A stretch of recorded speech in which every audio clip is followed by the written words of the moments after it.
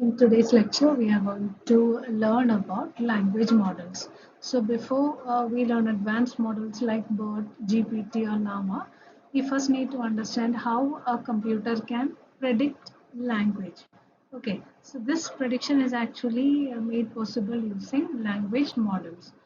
You think about the smartphone. So when you type a word or a message like hi, how are, okay, you typed a message like that. So you can see before finish typing, your keyboard will suggest some words, right? Some 3 or 4 words like how are you, maybe how are you doing, or something like that. It may predict some uh, messages, okay, uh, or it will suggest some messages, right?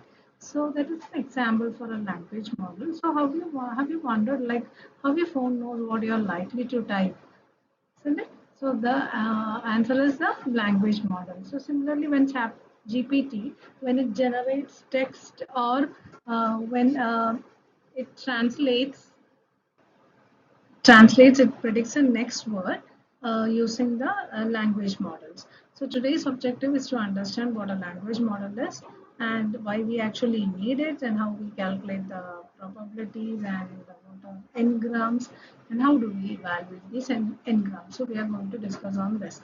So first, what is a language model? So language model is abbreviated as LM. So it is the same LM that you see in LLMs, large language models. So LM stands for language model. It is a model that will learn the probability of words or sentences in a language. Okay, so instead of checking whether checking whether a sentence is grammatically correct, a language model estimates how likely that sentence is. Okay, or instead of checking whether what is the next word, like it predicts or it detects what is the how likely is uh, the word to be appeared. Okay, how likely that word is going to appear as the next word. That is what the language model determines. Suppose we write like two sentences like I like NLP, and the second sentence you assume like NLP like I. So which sentence do you consider as correct? Obviously the first one, right?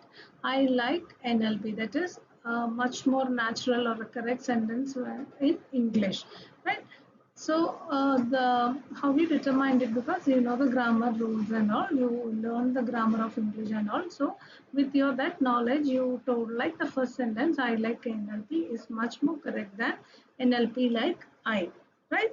So the language model will give a higher probability to the first sentence and a lower probability to the second sentence.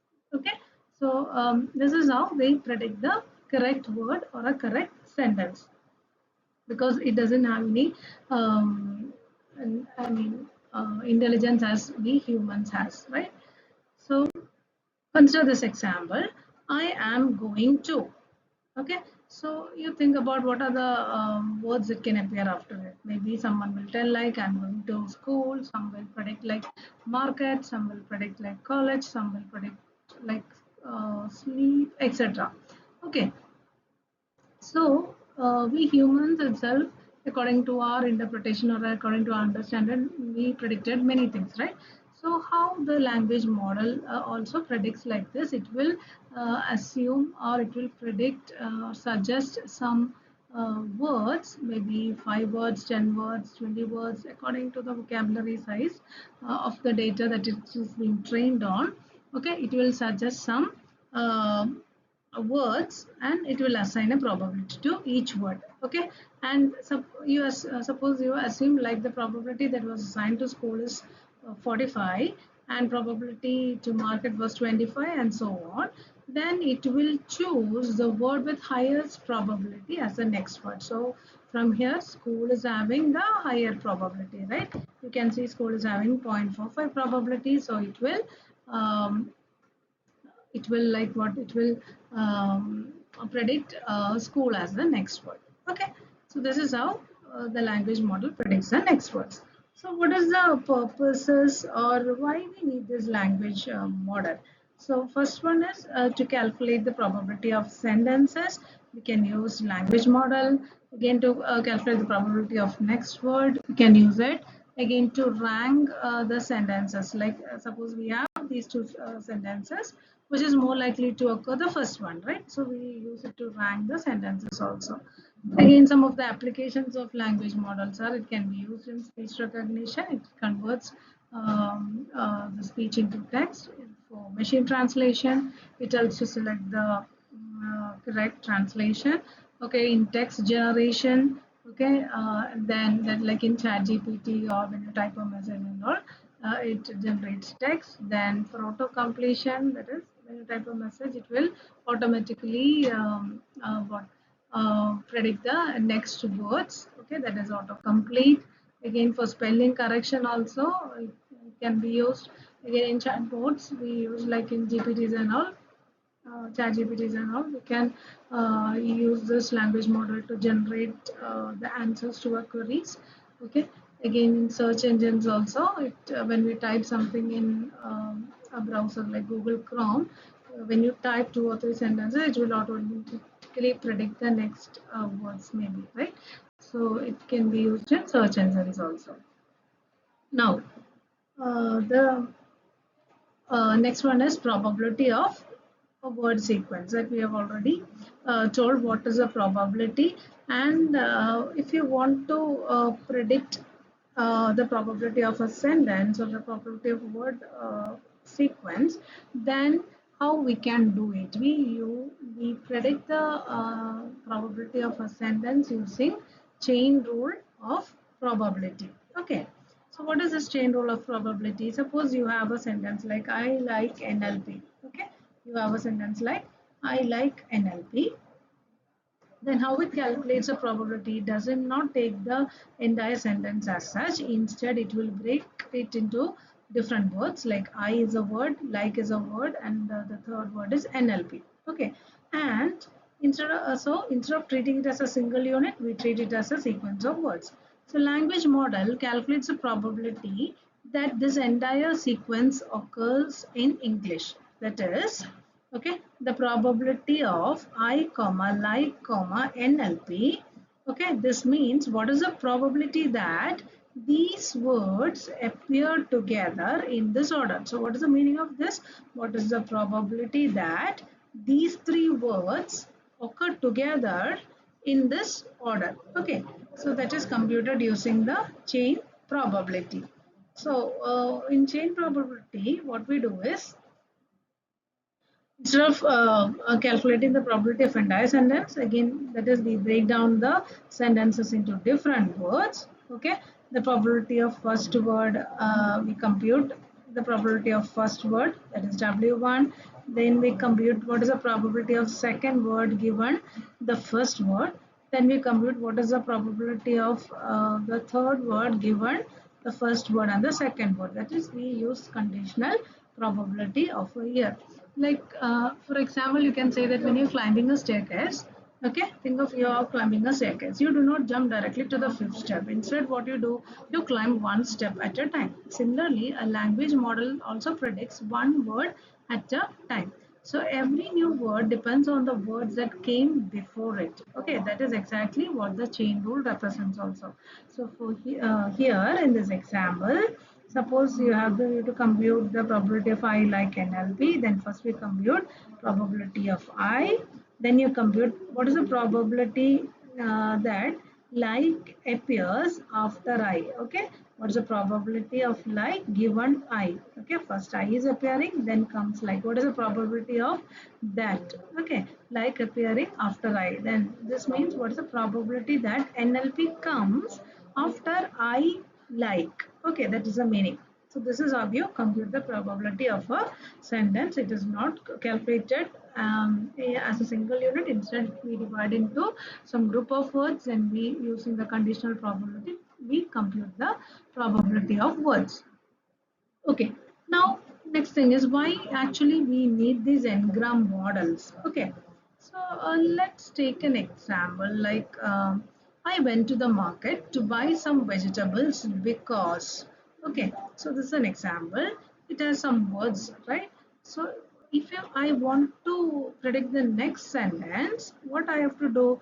I have to remember all the words before this, okay, and then only I can predict the next word.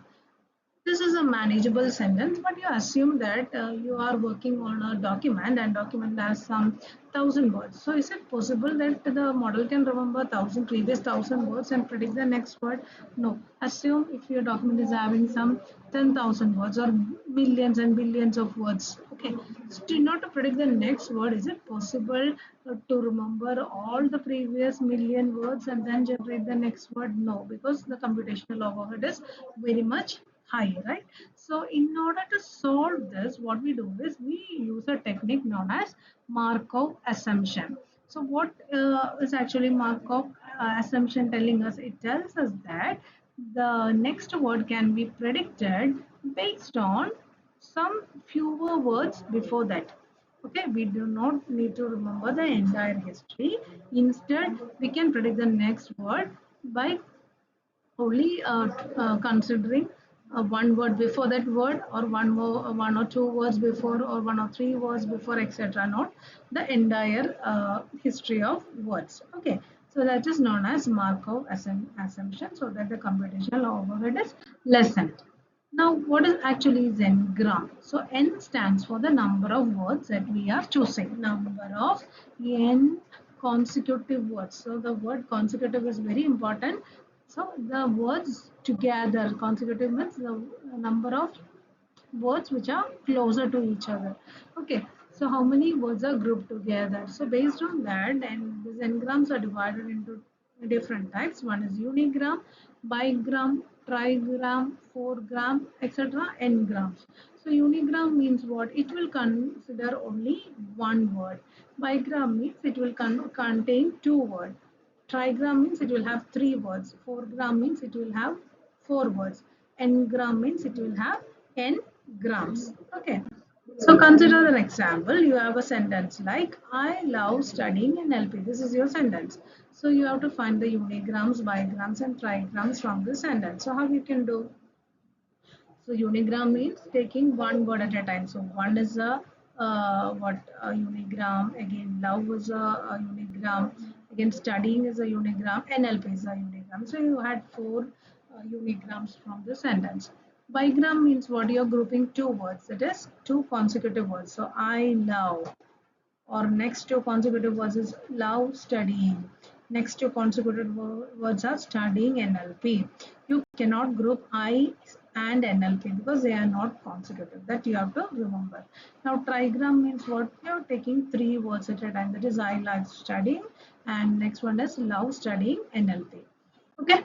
Now next is, what is unigram? Okay, unigram means what? Unigram means you consider only one word. Okay, the probability of only one, considering only one word at a time.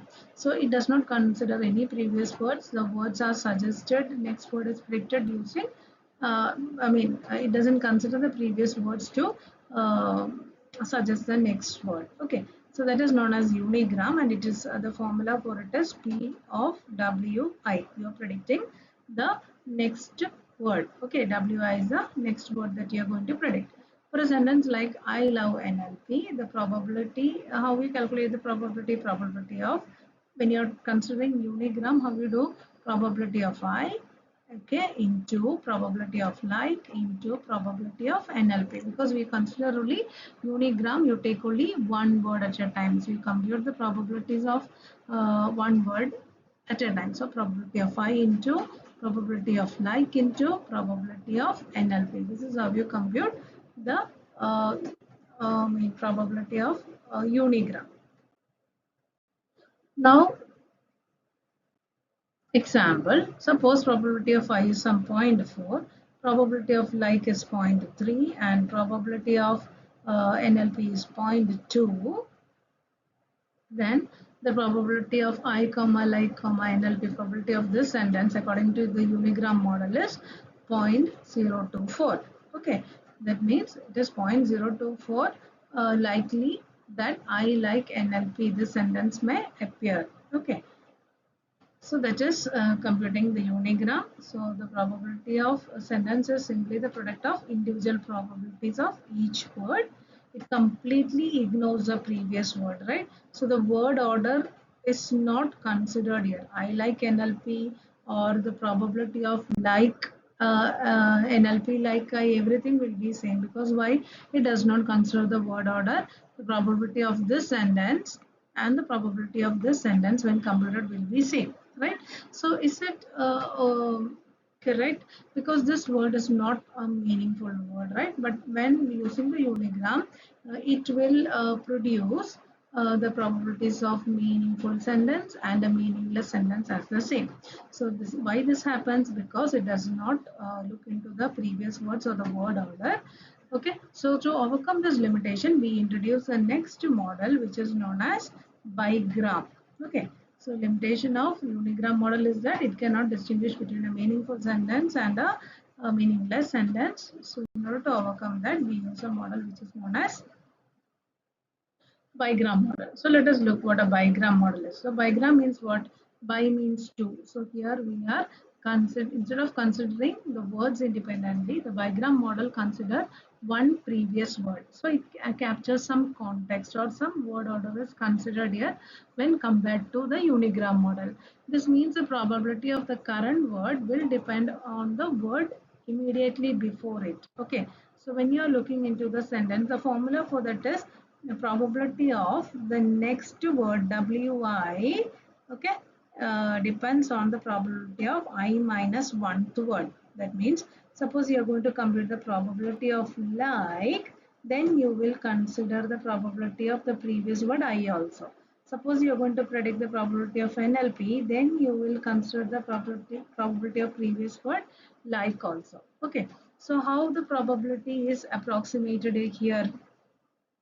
So first, the probability of I like NLP, it's equivalent to first probability of I, okay, nothing before I is there, so probability of I, then probability of the like given I. Since we are using bigram, we look into the previous word, what's the probability of happening like after I, okay, then what's the probability of NLP, okay, uh, that is the probability of to occur and the word NLP after the word like. Okay, so in order to predict the NLP, it is looking into the previous word like. Since we are using bigram, it looks into one previous word. So, okay, this is how you compute the bigram model.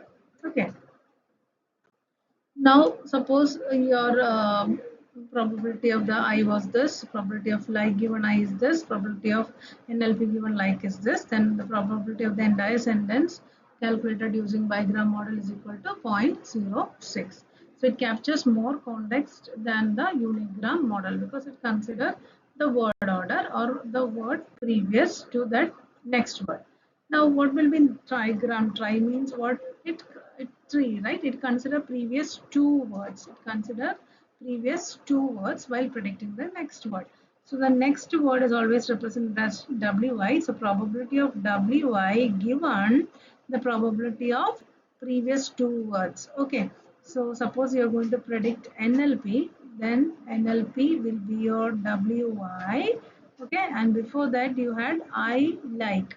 So I will be I word I minus 2. Okay, if NLP is I, then like will be I minus 1, and okay, like will be I minus 1, and I will be I minus 2, right? In this sentence, suppose you're going to predict NLP, I like NLP angle, or if the sentence is like I like studying NLP, if it is like that, this will be your ith word, okay? This will be your I minus 1th word, and this will be your I minus 2 word, right? So the trigram model approximates the probability as first you have probability of I, then probability of I, mean like given I, then probability of studying given previous two words are there. Now before studying I like, and probability of NLP, and before that two words are there like studying. Okay, the probability of the word NLP here depends on like studying, but in the previous case, suppose you are using Ngram means it will only depend on the previous word studying. But since we are using Trigram, it depends on two words like and studying. So it will capture some more context more than the Bigram. Okay. So the advantages are it captures more context than the Bigram model, and the limitation is that it requires more training data, and data sparsity is also a problem. So we look into what a data sparsity is later on. So these are some of the disadvantages of it. Now this is a comparison of Trigram, Unigram, and Bigram. So you can go through this. This will be very much important. Okay, so just go through the different parameters and the comparisons. Now some advantages. Advantages, it is very simple to understand and easy to implement. Then it is can be used on to train smaller data sets and all. And limitations are context capturing is less, again data sparsity, then zero probability, etc. So we'll look into what data sparsity and zero probability are in the upcoming slides. So what does the Markov assumption say? The Markov assumption states that the probability of the next word depends only on the limited number of the previous words, right? So before, without Markov assumption, we would have to look into the entire history. But when we are using Markov assumption, we limit the prediction of next words to some fewer words, right? So when you're using the Unigram, it does not look into any previous word. When you're using the Bigram, it look onto the one previous word. When using Trigram, it look onto previous two words, right? So it is important to use Markov assumption, otherwise it will lead to like huge computational requirements, right? Now, how we can calculate the n-gram probabilities? Okay, how we told like we compute the probabilities and all. So, what is the formula that we use to compute the probability? So basically, this probability we doesn't guess, the model does not guess the probability. Instead, we use a training corpus. Training corpus means the model will be trained on different sentences. Okay, and using those data only, it computes the probability. So we use a method which is known as MLE. Okay, maximum likelihood estimation. So MLE means we estimate the probability based on the frequency. If something is occurring very frequently in the training data, then the probability of it should be very much high. Okay, so if something is occurring very rarely in the training data, then the probability should be very low. So, for example, suppose we want to calculate the probability of word like occurring after I. We simply count like how many times I like has appeared in the corpus. Corpus means some set of sentences that you are using for training data. So you look into your training data and check whether how many times I like has appeared in the corpus. Okay, and you will divide that number by how many times the previous word I has occurred. Okay, so then you will get a value. So that is how you compute the probability. Okay, so let's see how we can estimate the n-gram probabilities. So we use a method which is known as maximum likelihood estimation. So this is the formula to compute a bigram probability. So it basically works on counts. It is probability of the next word. Okay, probability of the next word wi given wi minus 1. Why we have written this formula? Because it's just we are going to compute the probability based on bigram. So it considers only the previous one word, right? So it works on count. So count of, okay, count of the probability that wi and wi minus 1 occurs. Okay, wi minus 1 is coming, then wi is coming. How many times? Suppose I is, like is the wi and I is wi minus 1. You see in your corpus how many times I like, okay, after I, how many times I and like is appearing together. First I, then like. Okay, divided by how many times the previous word I has occurred. Okay, this is how you compute the probability of something. So count of the bigram by count of the previous word. So let us understand it using an example. So consider this is your training corpus. Okay, this is your training corpus. You have three sentences in your training corpus, and this is the sentences with which your model is going to be trained. So if you want to calculate the probability of like given I, that means I is appearing first, and after that like. So your prediction is like the probability of like appearing after I. So for that, what you do? This is the formula, right? This is the formula that we are using. You are going to predict what is the probability of like appearing after I. Okay, so the formula is count of I minus 1 comma I, that is count of I comma like. I like. Okay, you have to check in your corpus whether I like the combination of I like, how many times it is appearing. So I like appears in your first sentence, and I like appears in your second sentence, and I like appears in your third sentence. So three times. Okay, three times, it is here you will get a 3. Count of wi minus 1 by wi is 3 divided by count of wi minus 1, which means count of I, how many times I is appearing in your corpus. So how many times I is appearing? First sentence you have I, second sentence you have I, and in third sentence you have I. So you have 3. So 3 by 3, which is equal to 1. So what is the probability of like appearing after I? It is 1. Okay. This is how you estimate the probability using Bigram. Now calculate another, consider another example that this is your corpus. Okay, you have to calculate the probability of like appearing after I. So what you have to do? You have to check whether I like, how many times I like is appearing. So I like is appearing in the first sentence, I like is appearing in the second sentence. In the third sentence, you don't have I like, instead you have I love. So how many times I like is appearing? 2 times, right? 2 divided by how many times I is appearing? I is appearing 3 times, right? 2 by 3. So when you do the calculation, you get some 0.667. Okay, this is how you compute the probability of a word. Now, if you want to compute the probability of a sentence using bigram model, how you will do? Bigram means it will consider only one previous word. So this is your sentence.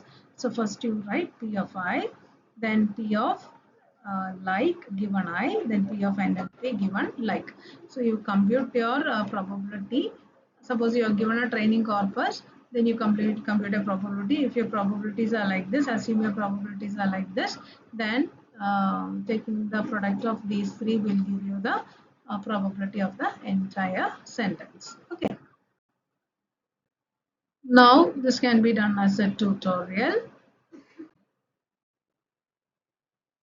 Next concept is data sparsity. Okay, so data sparsity occurs when many n-grams do not appear in your training corpus. That is, suppose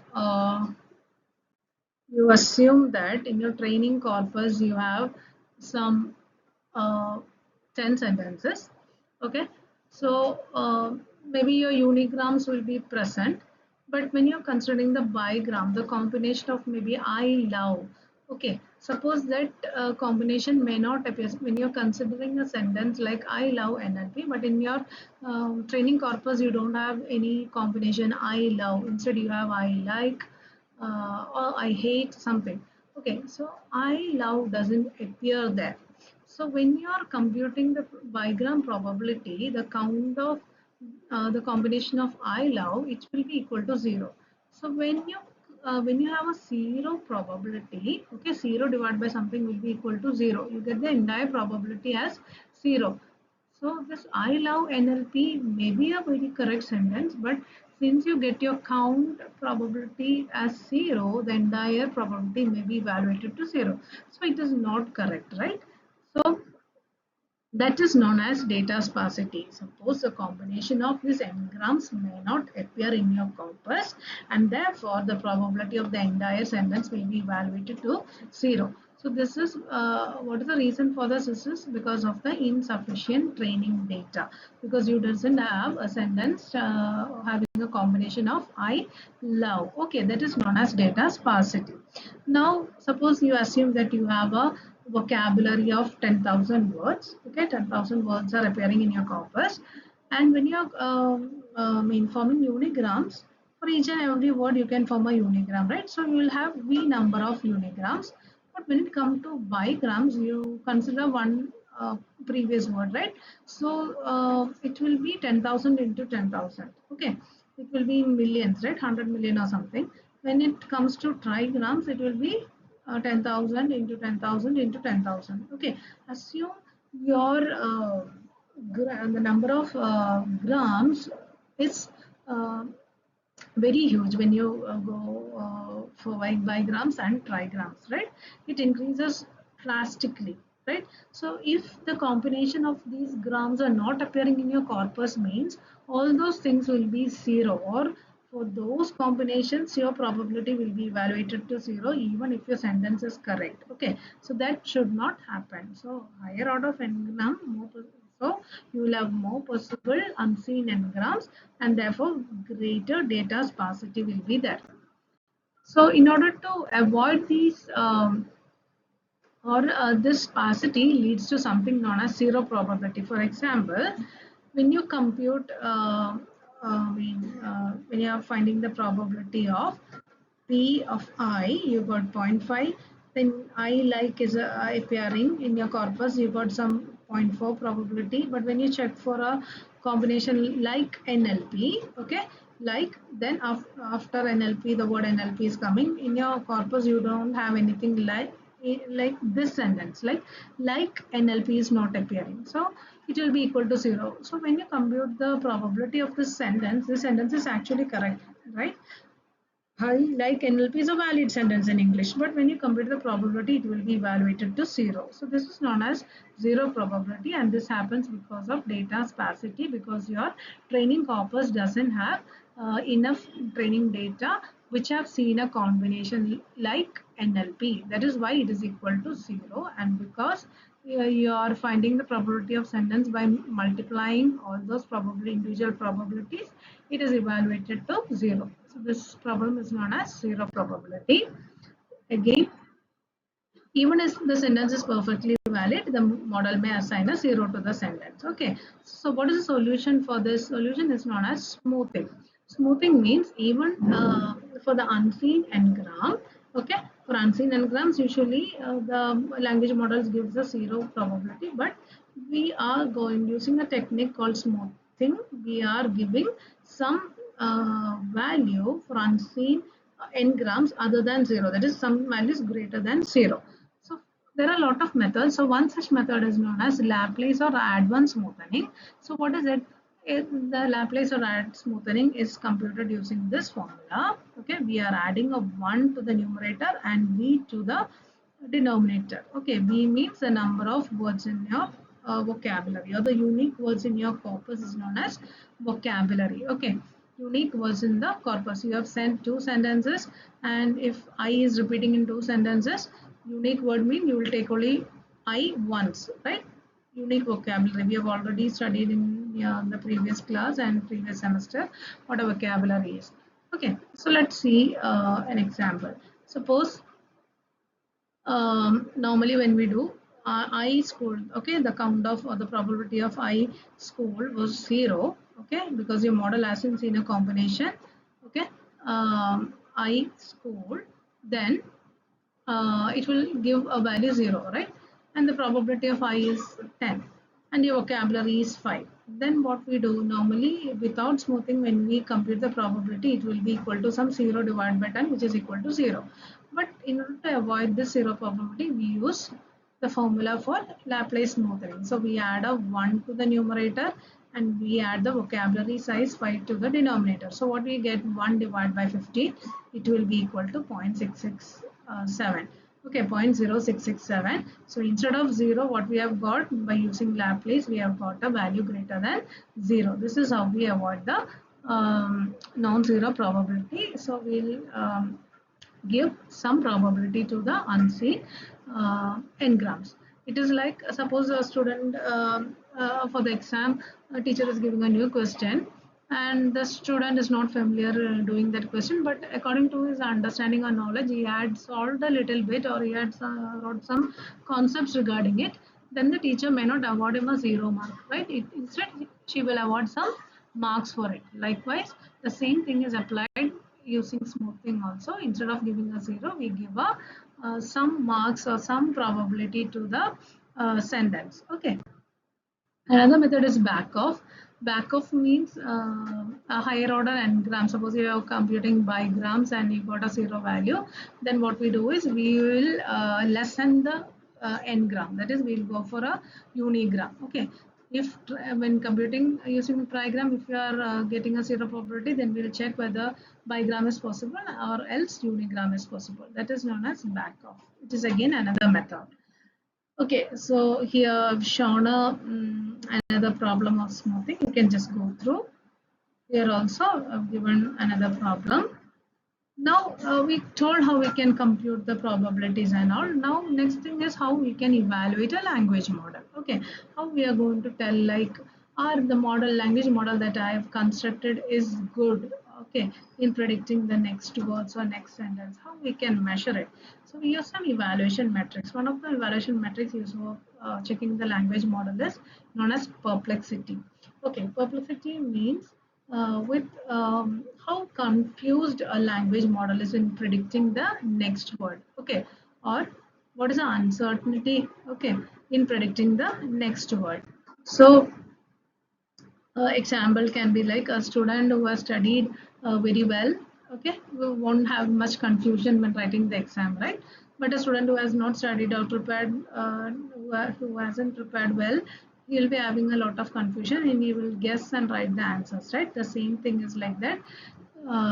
If the confusion is less, okay, we say that the student is confident, right? The confusion is more, we say that the student is less confident. So likewise, if the this perplexity shows how confident the like model is in predicting the next word, okay, or how confused, okay, the model is in predict the next word. That is the exact thing, how confused the model is.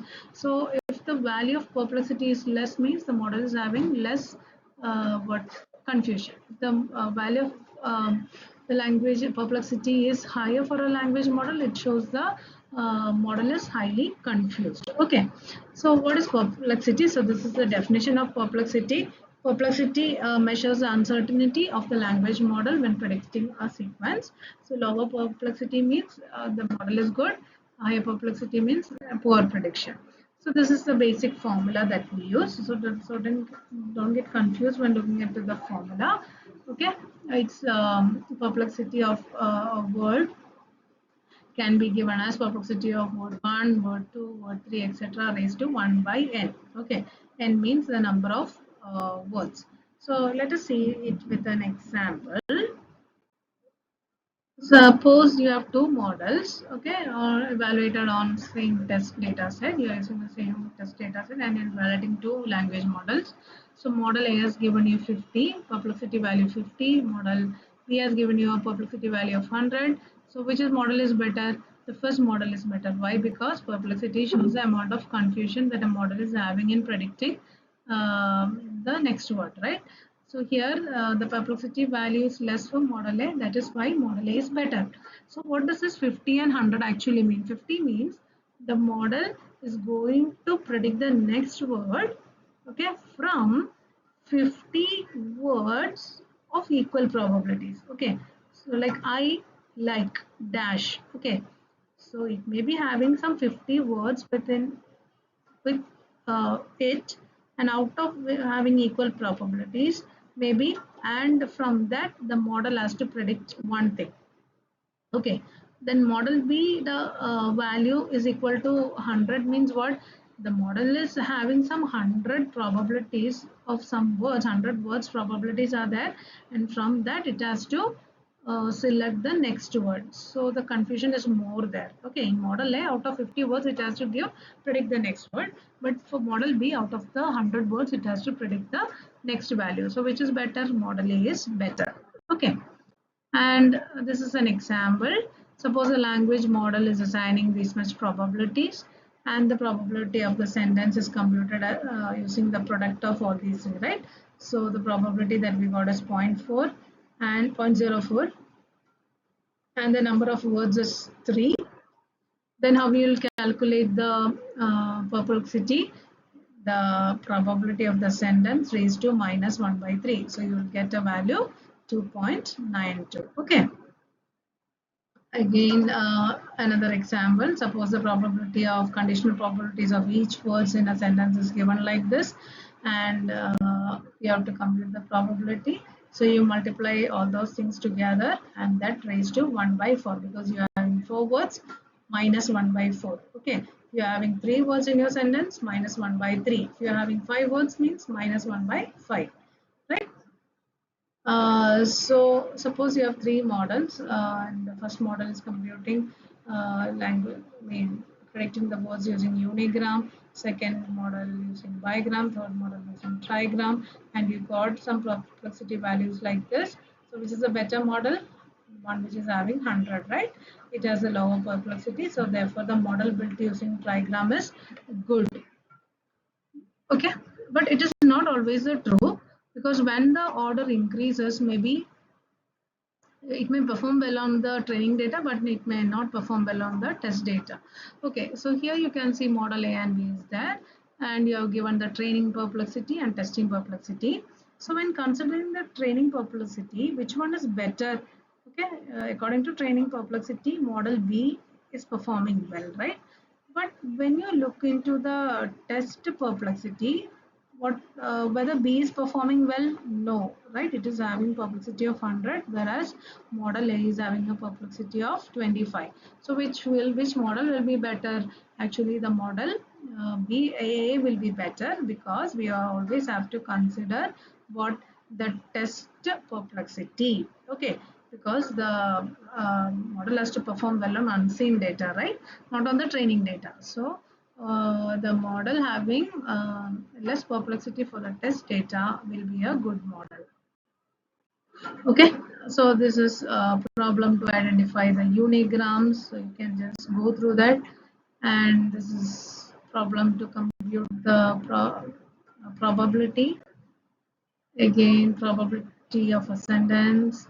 Again, this is a problem to find the perplexity, and this is a comparison of two models based on the perplexity.